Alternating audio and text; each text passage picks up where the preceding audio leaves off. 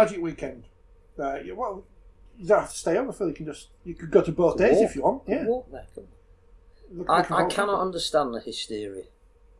Well, as Robert Hicks mentioned last week, we do like to be negative. I don't think it's that. I think, first of all, you need to define what is Magic Weekend for. Because if it was an expansionist tool, why haven't we got a team in Edinburgh? Yeah. Why haven't we got Celtic Crusaders still? Why did Newcastle Thunder have to reinvent themselves after, 6 or 7 years of having Magic? It's never been an expansion tool. Now, we haven't got a team in Liverpool because we once played it in Anfield. If you look at the dates moved through the 17th, 18th of August, no Premier League football ground was going to be available of a team that is likely to be in Europe. So that rules out Newcastle, Liverpool, Manchester United, Manchester City. We've just had 3 test series in the midst of the traditional areas, none of which sold out. So you'd be foolish to take it outside of the traditional area, because then you're going to again have to spend money that you don't have in what is likely to be the last year of the event. What are you actually left with? And the thing about Elland Road is it works on 2 accounts. One is it works for Sky, which is the main reason why we do it. That it's a venue that they will be able to put all their cameras up at with relatively low cost. And I guess the other thing is that to the people outside of the sport, it will still be an event where all 12 teams turn up at a recognised venue, which no other sport can do. So, yes, we can get hysterical that we're not going, but 60,000 of us went to Newcastle for 5 years running. Nobody from the North East really was there. We were never given the percentage figure of Geordies that were there. It certainly wasn't the same as when the World Cup kicked off there.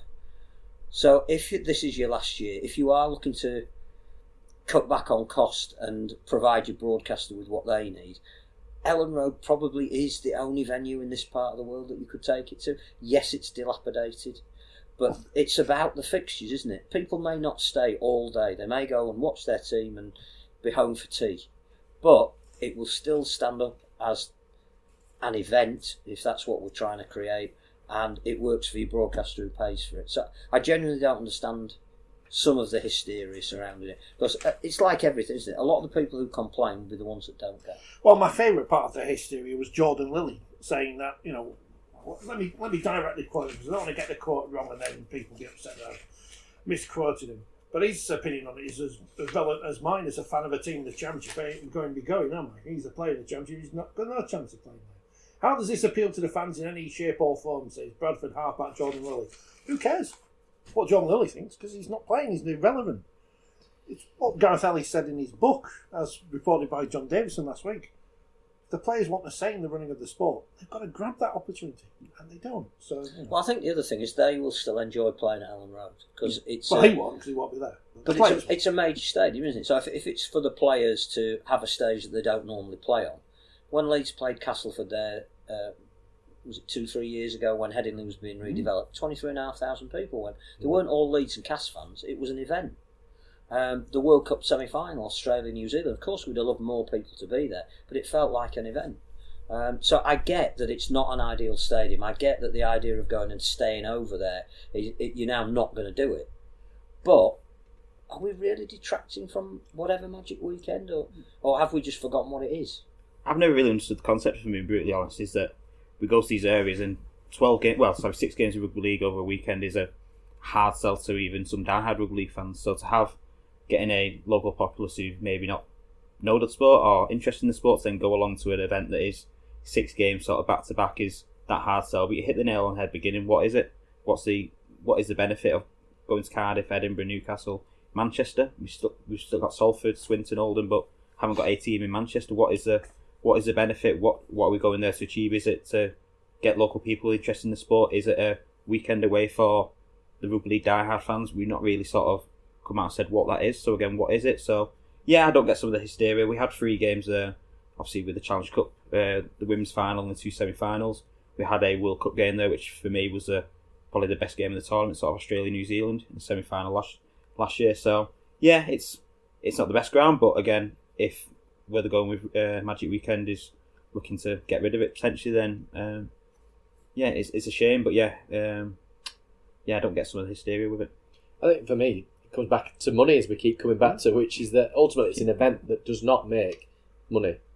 It makes a little bit. It washes It's negligible. its face. It's negligible. If the event made a load of money, it would be here to stay, and that for me it doesn't. And so, as you've rightly said, I think they're trying to be measured in their approach. And actually, yeah, the stadium's not the best, but there are facilities around there that you could create a fan zone. And I get a fan zone is not the same as being in a city centre where you can walk out and do whatever you wish. But there are facilities where you can put up a big marquee, or there's the Centenary Pavilion where you can do that. And people do walk from the city centre out to the stadium. Now, I appreciate you're probably not going to go back to the stadium if you do walk there. But I don't think it's the worst idea in the world. And as I sort of said, if this is going to be the last year, then they're still having the event. It's not perhaps to the same extent. And the other thing I would ask is how many people, or what's the percentage of people that have gone to previous events have gone for the day or gone for the weekend. I would think still quite a lot of people go for there and back in the day, because it's still quite expensive to stay somewhere in Newcastle. I mean, that's been one of the criticisms before, hasn't it? That hotels have, whacked up the prices once the event's been announced, and people are having to pay through the nose for it. So you can never win. I actually think, for all the people have moaned about it, I still think people will go to the event. I think they'll get probably 35,000 for day one, maybe 25,000 for day two. If you add that together, that's the average we tend to roughly get for. But it'll be in a stadium that is slightly smaller, so the atmosphere will actually be better. Should be, yeah. So we'll see. I mean, again, the talking points when there's no action on the field. Oh, let's criticise that as a venue. I'm not sure Rodri Jones got it exactly right in one of the biggest and best stadiums in the north. Not Apart sure from that's true. I think people the have seen through that bit of it, but no, It's a nice chip shop there across the road. Gravely's. Used to go there all the time in the Radio Yorkshire days, as you can probably tell. And Subway, of course. And the corner shops are nice. So, it's all right. There's an ice rink down the road. Bit of ice skating. It is what it is, to use that awful phrase, but as you say, what is the point? Is it just a weekend on the pop, to put it more politely, then... Well, you see a lot of stag do's going to them. Yeah. And increasingly, sad to say, a lot of fighting actually in the stands. There's some a police fighting. station across Yeah, there. that's I think right. we've got that Yeah. covered as well. They've not got far to go. I know. Well, it's the age-old question with the summer bash, isn't it? Was that a great success for Sheffield in the dim and distant past? No, cost money. I think the benefit for us was that it was, when it was on Sky Sports, it was an event. So again, for the players and certainly myself personally and the staff, that we didn't have that limelight shone on us. Sort of for 27 rounds of the year, we had one day there. We was actually on Sky Sports. Sort of the friends and family could watch it. Our players back in Australia, their family could watch it. We had that sort of additional buzz to the game and things like that. So there was that benefit for us.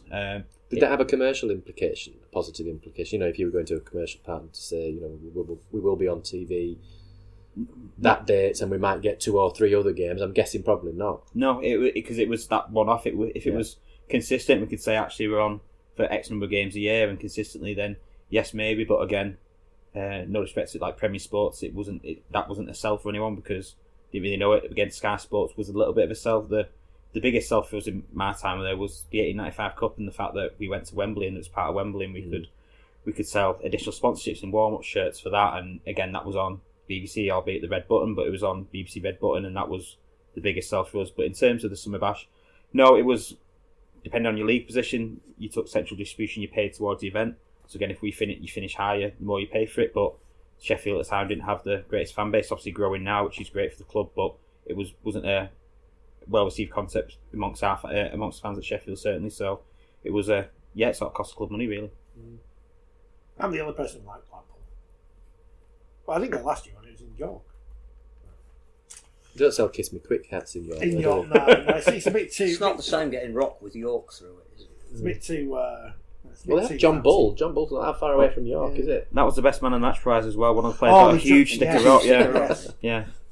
I did get to hold Matt Horton's giant stick of rock one year with Blackpool. Pardon? Well, Exactly. Again, you can tell it's the last one of the series. Yeah. Thanks for you. Standards are slick. But why are we going to Vegas? Everyone's going to Vegas, Phil. Playing money, they're going to Vegas. Where's the Magic Weekend in Australia held? Brisbane. Brisbane. Which I Brisbane. think That is the famous home of one of the expansion teams land that play in the competition. Yeah, so they it's should not have had an it at Headingley, expansion. shouldn't they? That's what he's saying. Well, yeah, I mean, No, but I'm saying again, Well, it's the same we're argument making that- a huge fuss about something Yeah. that they've taken our concept and everybody says, oh, they've done it better. No, they're taking it right in the middle of their traditional area to actually one of the clubs that plays in the competition. And nobody's going, oh, well, we can't have Magic Weekend because Brisbane will get an advantage. Yeah. No, they just get 60,000 people there because everybody wants to see all the teams in one place. in 12 months' time, we'll be sat here and people will be moaning that Magic Weekend's been cancelled, as AMG wanted it to be. Never mind. At least we've got the Challenge Cup final here, the Grand Final here. Well, I think that is the other thing that hasn't been taken into account is moving the date to where the Challenge Cup final was. Rules out some of the places where you would have. You're not going to ring up Arsenal or Spurs, even if you could afford to hire those places, because again, their Premiership season is going to be starting, and they're both likely to be in Europe, so it starts even earlier for them. So Yeah, the Leeds United fans weren't happy when that press release went out on Twitter either. They're going to ruin the pitch. You might be in the Premiership, but you won't be in Europe. They're never. And actually, when you look on social media at Las Vegas, there's quite a few dissenting voices from people in Australia around why they're doing it, and there's going to be nobody there, and that's they're talking now about selling out, which is ridiculous if that happens. If they get a crowd of 65,000, that would be ridiculous. I think what I was trying to say by saying that was that sometimes, no matter what you put on social media, you'll just be hounded. Yeah. You're not going to get a load of people saying, "Oh, wonderful, Yeah, great idea." If it's announced at Newcastle again, people saying, "I've not got enough disposable income. It's an expensive weekend, so move it to Leeds," and then you can't win. Yeah. So if we copied the Vegas plan, we'd just have Wigan Saints and Leeds versus Cass in Nottingham or something. As the on You're the road comparing Las fixtures Vegas were. to Nottingham. Well, they've got Hooters. There you go. Got there eventually. It's just taking a game on the road, as we did 21 years ago. I think this is a strategic effort by the NRL to expand their markets. And they're not looking at necessarily going to Perth or Darwin or Adelaide or Tasmania, should it have a ground. So they've sort of touched that, and they know that they can probably take Origin there and sell that. They are looking at opening a brand new market, which is predominantly a betting market, but they've also managed to get TV Fox deal, One, yeah. which I think is a subscription channel, Yeah. but it's still a very well known and sport orientated subscription channel. That they are talking about potentially selling out a 65,000 stadium. Now, we've heard the word sell out many a time in rugby league and found that half the people that are supposed to have got the message clearly didn't. But there's a real feel good vibe around it, which I just don't think there is around the concept of Magic Weekend. But it's then what comes off the back of it. So again, we played. I think they'll go for 5 years. Yeah, So I think that's there really- is something to come off the back of Yeah. this. Because obviously with England against New Zealand in Denver, that was sort of happened. Nothing happened again, and I know the promoters around it, they had issues. But again, with the NRL and the betting side of it is massive. And again, if Yeah, you get and into that I market, think if they do it for 5 years as an exhibition, as an event, Yeah. then it works. If they're doing it to spread domestic rugby league in the USA, which they're clearly not, no, it probably wouldn't work, or it would be judged as having not worked. But to fly in, show the best of what you can do, and fly out again, and do it every year, it is on a par with what the NFL have started doing in here, in London and Germany. And again, you don't really need to know the teams that are playing. You and it just works. go, It's an "Oh, event, yeah. I need to go and see that and bet on it." I don't think I could name any of the players I saw when I watched the Jacksonville Jaguars play the Buffalo Bills at Wembley. But I enjoyed the event. Gareth Ellis said the same. Yeah, and there are small pockets of people who will play touch football or whatever it's called, the American football version afterward. But as long as you go there, this is the problem, is that we all think, right, if we do this, then we're going to suddenly everyone in America is going to think rugby league's great, and they're all going to play rugby league. Whereas they've actually got this big handling sport there that's fairly popular. Some people might watch and they might go as an exhibition, but we don't need to be thinking we're going to build NRL America off the back of it. I think the potential it has is exactly what it's being used for, and that is to break into a betting and broadcasting market, so that when the rights come up for the full NRL season, an American company might be interested. And if they are, then suddenly the sport itself is a lot more valuable and the sponsors that you can probably go and approach and probably even secure in the knowledge that you're being seen by potentially 90 million people in America it's just massive. Yeah, it's that what fun we can run. And you say like people think that it's going to go from this to this, and it isn't. Like baseball just finally took a game to London at West Ham's ground, and that's been years in the making. And again, they've got a plan off the back of that to keep coming over here for years to come. But again, there's no domestic game over here for that really. And again, it's just growing the sport, and then hopefully off the back of it, a broadcast deal here and generating more and more interest. So that's where it is, and yeah, great. Hope it works.